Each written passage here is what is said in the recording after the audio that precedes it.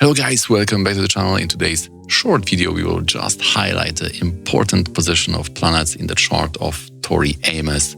This is quite a model chart. After we get familiar with the biography, we can really assign those various parts of her life to these charts.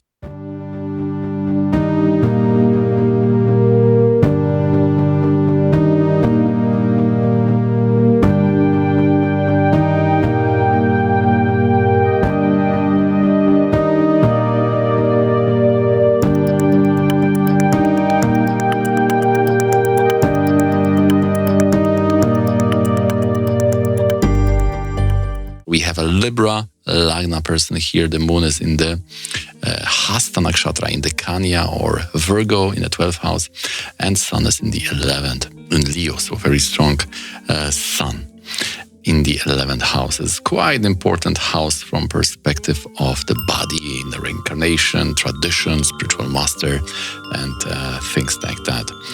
Although it can be quite punishing because of the belonging to this Dandahara group, the 6th and 11th. First thing which calls our attention is that Saturn in the 4th house, and she belongs to quite, we could say, conservative school. She was the child prodigy and belonging to that, learning the classist music.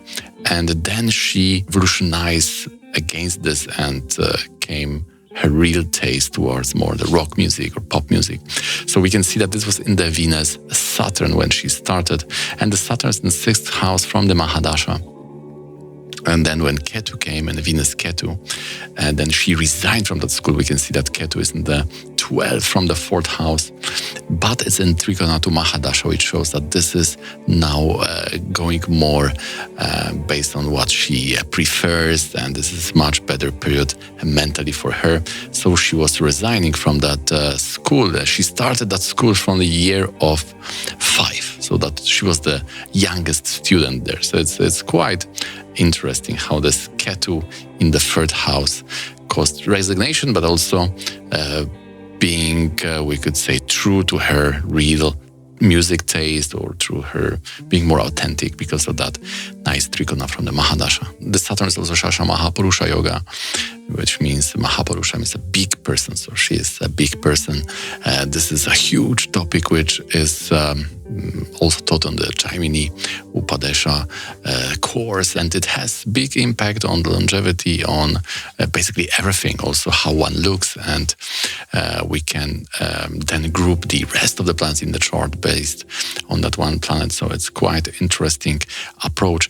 And here we have the next, we have a Jupiter Vakri, afflicted in the Dushtana. This is quite bad. Some say this is the worst yoga in the chart, and it needs immediately the remedy. This can mean that person is losing the protection, is vulnerable to attack. And here we see that this aspect of Mercury, Mars, and Moon is also favoring or enabling that dangerous situation, because we have here the position of the 9th Lord, also of Kavacha protection in the 12th house. For ladies, these are children. We know that she had a few miscarriages, and she was also sexually assaulted. And the 12th house, the house of dating with Mars, also the Titesha, the planet of emotions. The Mercury is also in the 12th, which is 9th house from the 4th, and therefore it may 9th Lord from Lagna, which means that basically being in the wrong place in the wrong time, and this lack of protection, right? We have this Mars, and of course this needs to be supported by the Navamsha.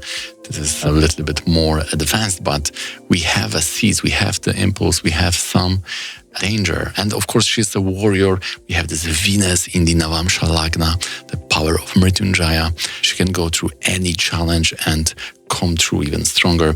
The Moon dispositor is also this very strong Mercury here in the 12th house. There's the 8th Lord with the 12th Lord, the Viparitraja Yogas. And so she is changing those bad experiences into something positive. She is singing, she is writing about it. She is artistically channelizing those challenges, because 10th Lord from Moon of the career life is that Mercury, that same Mercury. So that same yoga in the 12th house is her career life. And we see that 10th Lord in the 12th. This is yoga for event management or having some control upon the expenses, upon touring. And we know that she's very much actively engaged in the organization of her tours, and this event management, everything must also be controlled by her. So the 10th Lord in 12th house is very nicely there. She, after those masquerades, she finally got a daughter, and this Rahu and Mercury in the 9th house. In the moon Vimshotri, it was, I think, Jupiter, Mercury, yes. And in this Adana Vimshotri, because she has moon in the 12th house, so we are using the Adana Vimshotri. The child came in Rahu Dasha. So that's there. We were talking about the yoga in the 12th house. This is this vulnerability, this attack, and these challenges when it comes to her children, and also challenges for her to getting a child. But she came very strong and she overcome all of these challenges. This was strong inspiration for her art, and we can see that in the Mars Dasha in this Adana, the first debut album came. So we can see that this yoga is giving birth to her first album. So it's very good to have those people around. Venus with the exalted moon in the Navamsha, so a lot of fortune, a lot of power, and a lot of resilience. If we are not resilient, then it's good to be surrounded by such people, or at least have them in the form of books or any kind of association, because they can really inspire us and they can give us the strength, maybe also through music, through art. I must admit, I'm not a huge fan of her music, but I was today preparing this script through her lyrics to all of those interesting songs which were coming from these challenges. And they are really good. You can just see that the person is coming through some challenges and overcome them in the nice way. Okay guys, so that's going to be it for today. I hope you'll find this interesting and informative. If you do, please don't forget to hit that thumbs up, join our Discord community if you'd like to have your consultation, health, relationship, career life, or whatever you want with the timing, yogas and dasha and remedies, then hit me up with this email and we can schedule the Zoom 60 or 90 minutes. And if you are still hungry, please consider watching this one here.